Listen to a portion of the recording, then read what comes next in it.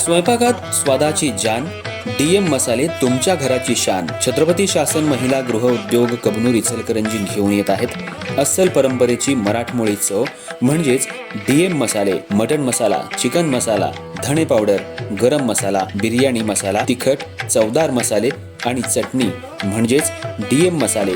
तर आजच आपल्या जेवणाची रंगत वाढवण्यासाठी केमिकल विरहित डीएम मसाले, गृहिणींच्या मनातले मसाले आणि चटणी अवश्य वापरा.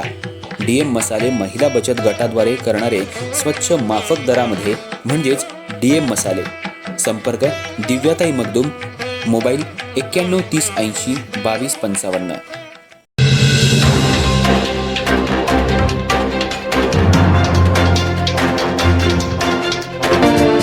इचलकरंजी शहरात नागरिकांच्या सुरक्षेला प्राधान्य देत शहरातील विविध भागांमध्ये हाय डेफिनेशनचे तब्बल 129 CCTV कॅमेरे बसवण्यात आले आहेत.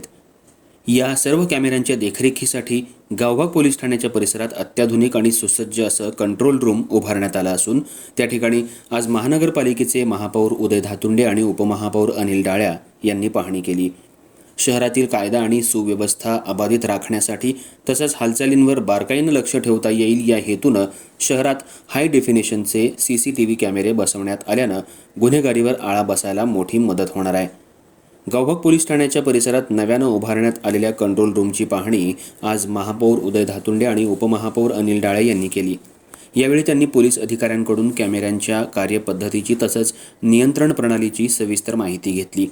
शहरातील महत्त्वाच्या चौकांमध्ये, गर्दीच्या ठिकाणी तसंच संवेदनशील भागांमध्ये हे कॅमेरे बसवण्यात आले असल्याची माहिती यावेळी देण्यात आली. दरम्यान महापौर उदय धातुंडे यांनी शहराच्या विकासासोबतच नागरिकांच्या सुरक्षेची जबाबदारीही तितकीच महत्त्वाची असल्याचं अधोरेखित केलं. इचलकरंजी शहराचा विकास करत असताना कायदा आणि सुव्यवस्था राखणं ही प्राथमिक गरज आहे.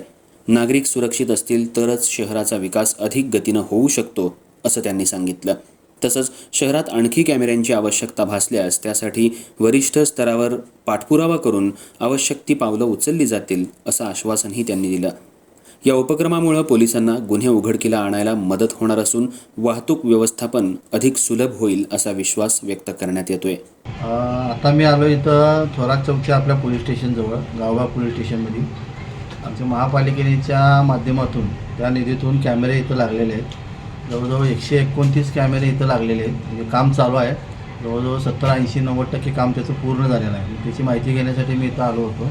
अतिशय चांगलं काम आमच्या महापालिकेतर्फे झालेलं आहे. कारण हे जे कॅमेरे आता जे चालू आहेत, आम्ही जे आज जाऊन बघितलं त्या ह्याच्यामध्ये जरी फेस रिडिंग एक ऑप्शन आहे.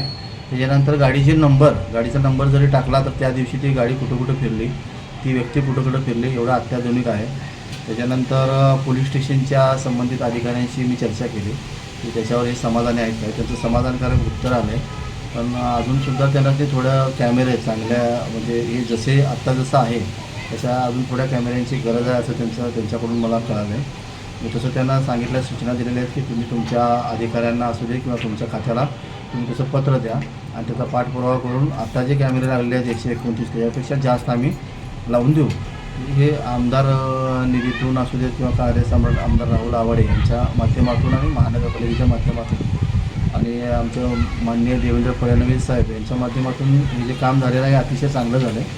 आणि ते कुठंपर्यंत आलं आहे आणि कशा पद्धतीने चालू आहे हे बघण्यासाठी आलो होतो. जरा समाधानकारक इथं वाटतं आहे की सध्याच्या परिस्थितीला हे सगळं चालू आहे सध्याच्या परिस्थितीत.